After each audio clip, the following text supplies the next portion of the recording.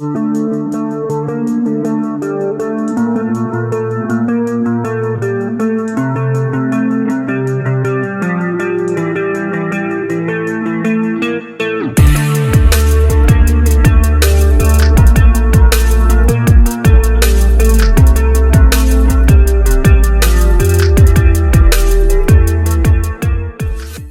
everybody, welcome back to the channel. We got the minty fresh motor. Came out real good. Dad got this painted this last week here, and he got all the accessories done. We're missing the AC compressor. It's in the back. It's in the final stages of drying, but man, it turned out real good. So transmission's over here too, but gonna get this one put back together today. I think it's getting picked up, so we can get it out of the way and start working on something else. Just finished putting together a muscle car oil pan. Right now this one just still has a stock pan on it. We leave the stock pan on just to keep the paint off the crank and stuff, so we'll be pulling that back off, and that'll be trash. Got to swap the flywheel to a different flywheel, going from 6-speed to 8-speed, and I think that's about it. Just gonna try to get it put together. This is getting a LT1 intake as well. Dad's over here prepping the air intake tube, just kind of getting the shininess off of it. So, and you're gonna prime it. It's getting painted that same mint color. Yep. And we got the garage set up today. We got the AC on, and it's very hot, very hot. So September's been a hot month. So before I put the pan on, I'm gonna seal off where the vacuum pump goes. You put one plug in the oil passage here, and then you get silicone, and you put this nice little plate on, and it blocks any oil from coming out of here. And we're using these now because we have a different system that's going to work out for the alternator, and it'll have a power steering pump down this side and the AC bracket. We don't have the bracket here yet. It's supposed to be coming. So, all right, scratch what I said about putting silicone. This is a new upgraded version, so it actually has been grooved out, and it has O-rings in it, so no silicone needed.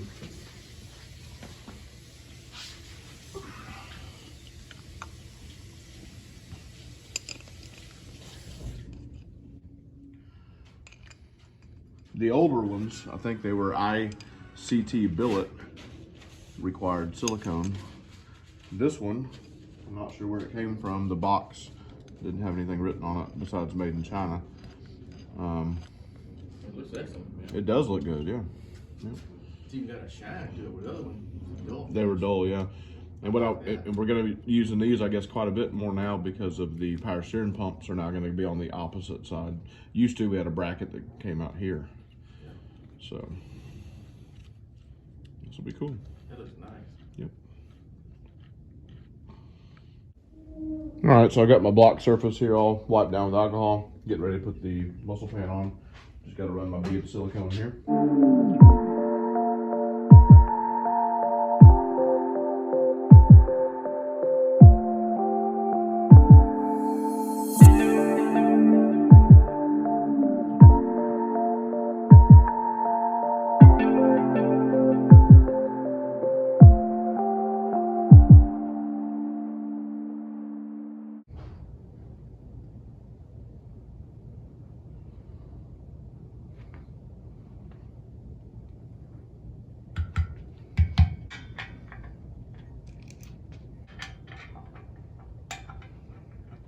I kind of like the contrast of the mint green and the steel pan there, the aluminum pan.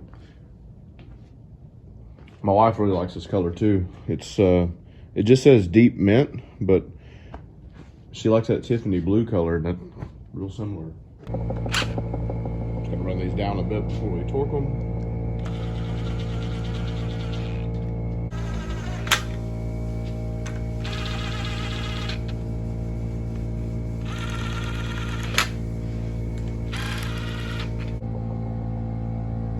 These all get torqued to 18 foot-pounds. The only reason why that'd be any kind of a critical torque is just want to make sure it's pulled down, you know, evenly. So GM said 18. They could have said 20, I'm sure, or 22, whatever. But just that way it's pulled down evenly. You don't have one bolt way tighter than another bolt and create a bend in this pan. Because, I mean, you can bend these. I had a guy come at me pretty hard in the comments about not using a torque wrench on a few different items on these motors, and we're going to get into it today when I do the rails.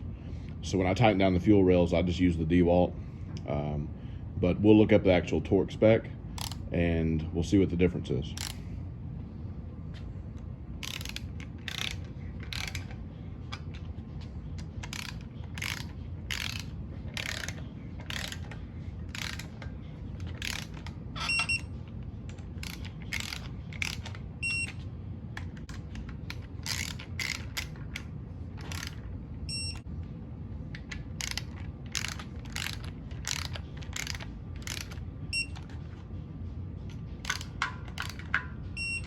Two back ones are going to be 8.8.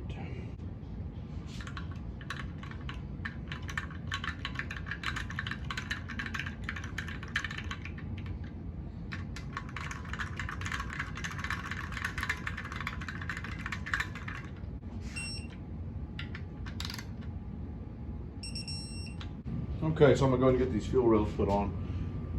And I got a rag right here if you notice. These always have a little bit of residual fuel still left in them, so it's always a good idea to put a rag down so when you put these in, they don't drip fuel all over your fresh paint and ruin your paint job, because they will ruin the paint job.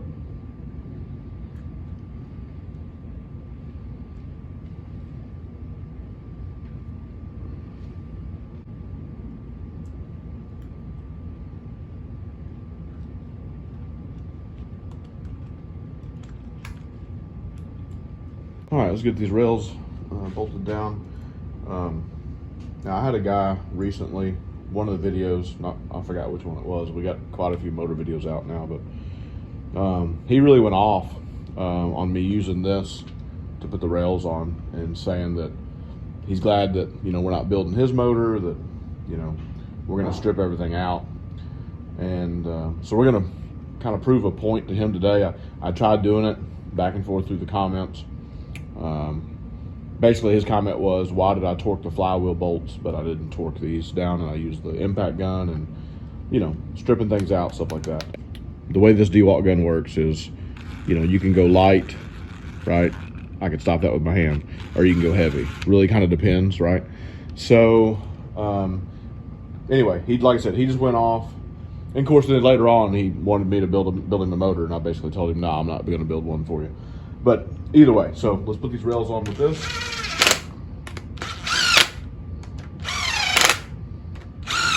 All right, now, torque spec on this rail is 18 foot-pounds. Y'all saw me just put that on, right? No big deal. So let's make this guy happy if he's still watching. Doubt he is. 18 foot-pounds. Let's see if I over-torque these.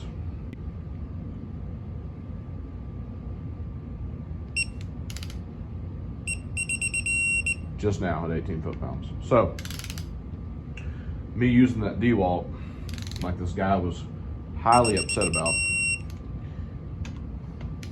does not hurt anything. You just have to get a feel for it and know that you're not over-tightening something. So, now that same guy, I looked at who he subscribes to on YouTube, and he subscribes to Race Proven Motorsports. Love their videos. They do awesome work. I would trust them to build any motor I got. Watch their videos. Certain things they torque to spec, certain things they just use a DeWalt gun on, or a, you know, Milwaukee, whatever they got, snap on. So that's it. Just kind of wanted to prove a point that if you know what you're doing and you know your tool, you're not going to over tighten something or strip something out.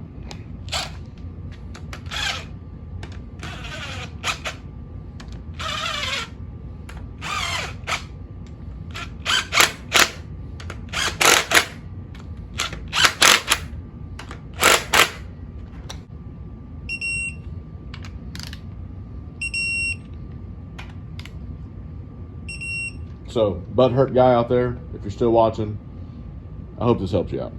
Have a good day. All right, we didn't spill any gas, which is awesome.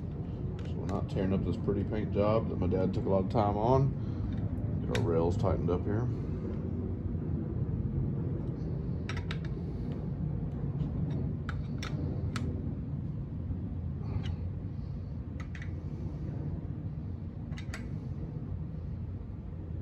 right.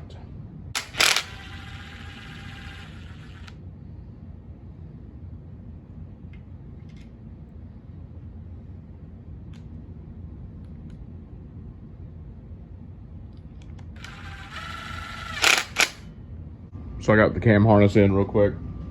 I think I'm gonna go ahead and put the water pump, be the next big thing. Still waiting on the bracket to come to mount the alternator, power steering pump, AC compressor. I believe it's an ICT billet piece. Should look real good against this mint green. So very similar to how I do the CVF kit. I'm using the gasket to hold the bolts in so they don't fall out.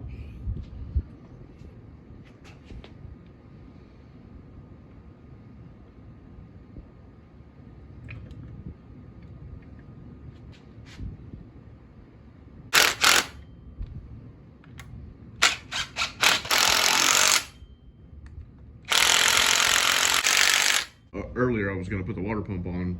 I guess technically I didn't, because this would be the pump, so that would just be the housing, I guess. So yeah, so I just wanted to clear that up. So your gasket goes like that. So you have this little cutout here for that pin right there. You just need to make sure that that's open, because I mean you could put the gasket, you know, like this, right? But when you go to stab it, you're gonna tear your gasket up on that dowel. So just put it right there, right? Like that. And you'll be good.